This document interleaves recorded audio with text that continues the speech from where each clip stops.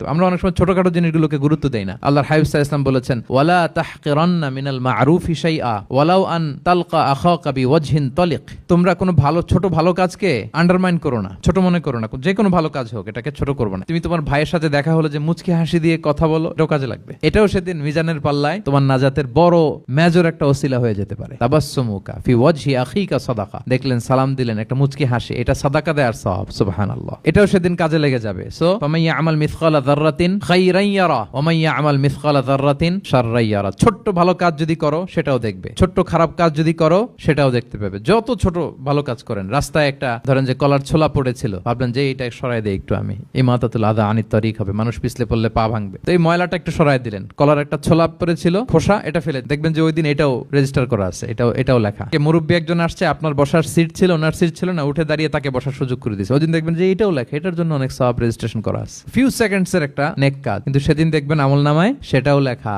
কারোর ব্যাপারে, এর ব্যাপারে ওর কাছে যে কান ভারী করছেন, ফেসবুকে একটা বাজে কমেন্ট করে দিয়েছেন, দেখার কেউ নাই, ধরার কেউ নাই, দিলাম একটা গালি, দেখবেন যে ওই দিন সব একেবারে ক্ষুদ্র থেকে ক্ষুদ্রতর অনুপরিমাণ খারাপ কাজ, ভালো কাজ আল্লাহ সুবহানাহু ওয়া তাআলা তিনি সেদিন আমলনামায় সব তুলে রাখবেন।